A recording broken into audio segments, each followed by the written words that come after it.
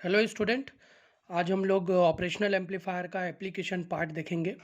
Application में बहुत सारे एप्लीकेशन ऑपरेशनल एम्पलीफायर हैं जो हम लोग को प्रैक्टिकल यूसेज के लिए मिलेंगे। सबसे पहला उसमें हम लोग देखेंगे वोल्टेज फॉलोअर।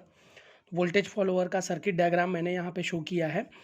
जो इन्वर्टिंग टर्मिनल है उसको डायरेक्टली मैंने आउटपुट वी नॉट से जोड़ा हुआ है। यहाँ पे कोई भी फीडबैक पाथ में रजिस्टर या कैपेसिटर नहीं है, ठीक है। और इनपुट वोल्टेज मैंने जो है नॉन इन्वर्टिंग टर्मिनल के अक्रॉस अप्लाई किया है, ठीक है। तो यहाँ पे मैं ये बोल सकता हूँ कि वर्चुअल ग्राउंड के कॉन्सेप्ट से जो नोड बी पे वोल्टेज है वही वोल्टेज नोड ए पे रहेगा और V A is equal to V B is equal to V in हो जाएगा, क्योंकि नोड बी के अक्रॉस वोल्टेज जो है वी इन है। और आउटपुट वोल्टेज डायरेक्ट फॉलो करेगा नोड ए के वोल्टेज को, तो V naught is equal to V A हो जाएगा। Hence it is called voltage follower, ठीक है, क्योंकि इनपुट वोल्टेज ही क्या है, आउटपुट वोल्टेज है। लेकिन आउटपुट जो हमारा वोल्टेज फॉलोअर है इसका कुछ एप्लीकेशंस है। जैसे कि सबसे पहले है लार्ज इनपुट रेजिस्टेंस होता है, इसका इनपुट रेजिस्टेंस मेगा ओम के ऑर्डर में होता है। इन आउटपुट इम्पिडेंस जो इसका बहुत ही लो होता है, अप्रॉक्सीमेटली ज़ीरो होता है।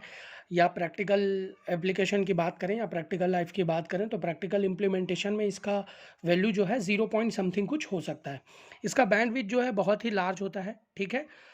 चूंकि आउटपुट जो है इनपुट को फॉलो करता है विदाउट एनी फेज शिफ्ट, तो ये किसी भी प्रैक्टिकल पर्पस के लिए यूज़ हो सकता है। तो इस तरीके से वोल्टेज फॉलोअर का वर्किंग है, आउटपुट फॉलोज द इनपुट, ठीक है। नेक्स्ट हम लोग देखेंगे समर या फिर एडर। कैलकुलेटर में हम लोग दो डिजिट्स को आसानी से जोड़ते हैं, दैट इज डिजिटल, ठीक है। लेकिन एक्चुअल वर्ल्ड जो है वो एनालॉग का होता है और वहीं से ये कॉन्सेप्ट आएगा समर या फिर एडर। तो आप लोग दे सकते हैं, मैंने एक अरेंजमेंट यहाँ पे शो किया है। इस अरेंजमेंट में इन्वर्टिंग टर्मिनल में दो रेजिस्टेंसेस हैं R1 और R2, जिसके अक्रॉस मैंने वोल्टेज V1 और V2 अप्लाई किया है। फीडबैक पाथ में एक रजिस्टर है RF, ठीक है। यहाँ पे आप देख सकते हैं non inverting terminal direct grounded है, तो आप लोग बोल सकते हैं वर्चुअल ग्राउंड के कॉन्सेप्ट से V B is equal to V A is equal to zero, क्योंकि नॉन इन्वर्टिंग टर्मिनल का voltage is equal to inverting terminal का वोल्टेज, ठीक है। नॉन इन्वर्टिंग टर्मिनल का वोल्टेज जीरो है तो दोनों टर्मिनल का वोल्टेज जीरो हो जाएगा। देख लेते हैं I1 जो है R1 के अक्रॉस फ्लो हो रहा है, तो इस पे क्या होगा, current I is equal to potential difference upon resistance, तो V1 minus V A upon R1, V1 minus V A upon R1, V A zero है तो V1 अपॉन R1 हो जाएगा। I2 is equal to potential difference upon resistance V2 minus V A upon R2, तो V A zero है तो V2 minus V A upon R2 का V2 by R2 हो जाएगा, ठीक है। आगे देखते हैं। सिमिलरली आई जो टोटल करंट है जो फीडबैक रजिस्टर RF के अक्रॉस फ्लो हो रहा है वो क्या होगा, V A minus V not. आप लोग देख सकते हैं V A minus V not upon RF, इस तरीके से होगा। सेम अरेंजमेंट लगभग यहाँ पे भी है, V A minus V not upon RF, तो V A minus V not upon RF, तो वी ए तो जीरो है तो minus V not upon RF। लेकिन आई इज इक्वल टू मैं जान रहा हूँ I1 प्लस I2 होता है, तो I इज इक्वल टू ये वैल्यू पुट कर दूंगा और I1 I2 की वैल्यू पुट करूंगा, तो यहाँ से मैं V नॉट की वैल्यू ले लेता हूँ, फाइंड आउट कर सकता हूँ। सिमिलरली जब मेरा R1 और R2 RF के इक्वल होगा तो V not is equal to summer होगा, एडर होगा, माइनस V1 प्लस V2। लेकिन यहाँ माइनस साइन क्यों आया, क्योंकि मैंने जो भी इनपुट वोल्टेजेस अप्लाई किए थे वो इन्वर्टिंग टर्मिनल के अक्रॉस अप्लाई किया था, इसलिए आउटपुट मेरा नेगेटिव में आएगा। सिमिलरली नॉन इन्वर्टिंग के केस में देखूं, सेकंड केस हम लोग यहाँ पे कंसिडर हम लोग कर रहे हैं। नॉन इन्वर्टिंग के केस में आप लोग देख सकते हैं कि नॉन इन्वर्टिंग टर्मिनल के अक्रॉस दो रेजिस्टेंस है R1 और R2, जिसके अक्रॉस मैंने V1 और V2 वोल्टेज अप्लाई किया है, ठीक है। यहाँ पे आप लोग देख सकते हो टर्मिनल के अक्रॉस कोई भी वोल्टेज अप्लाई नहीं किया है, यहाँ पे रजिस्टर आ रहा है जो कि डायरेक्टली ग्राउंडेड है और V A is equal to V B है वर्चुअल ग्राउंड के कॉन्सेप्ट से।